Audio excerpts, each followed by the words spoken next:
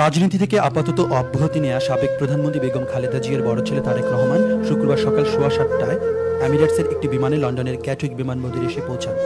সকাল 8:30টায় বিমানবন্দর থেকে বেরিয়ে আসার সময় তারেক রহমানকে দেখা যাচ্ছিল যন্ত্রণাকাতর ও বিপর্যস্ত। তার মাথা, হাত ও পায়ে ছিল ব্যান্ডেজ। বিমানবন্দর থেকে বেরিয়ে আসার পর তারেক রহমানকে কড়া নিরাপত্তার মধ্যে তোলা হয় আগে থেকে নির্ধারিত একটি অ্যাম্বুলেন্সে। তারেক রহমানের অনুরোধ উপেক্ষা করে বিমানবন্দরে আগে থেকে ভিড় করতে থাকে বিএনপির শত শত নেতাকর্মী। হৃদয় নিংড়ানো ভালোবাসা দিয়ে তারা তারেক রহমানকে গ্রহণ করতে চাইলেও উপস্থিত নেতাকর্মীদের ভিড় এড়িয়ে হুইল চেয়ারে করে অসুস্থ তারেক রহমানকে তোলা হয় অ্যাম্বুলেন্সে চড়ে তারেক রহমান চলে যান এনফিল্ড এলাকার পূর্ব নির্ধারিত একটি বাসায়। লন্ডনে তিনি এই বাসাতেই অবস্থান করবে বলে জানিয়েছে সংশ্লিষ্ট সূত্র। লন্ডনে তারেক রহমানের সঙ্গে এসেছেন স্ত্রী ডক্টর জুবাইদা রহমান, মেয়ে জাইমা রহমান, জুবাইদার বড় বোন ও তার স্বামী এবং তারেকের চিকিৎসক ডক্টর কাজী মাজহারুল ইসলাম দোলন।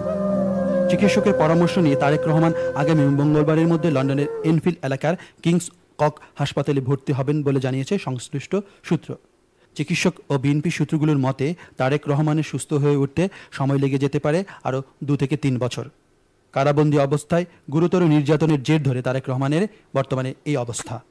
এখন রাজনীতিকে পেছনে ফেলে শুরু হলো তার প্রবাস জীবন ও চিকিৎসার অধ্যায়। চিকিৎসা শেষে সুস্থ হয়ে উঠবে কিনা তারেক রহমান তা এখন প্রশ্ন সাপেক্ষ।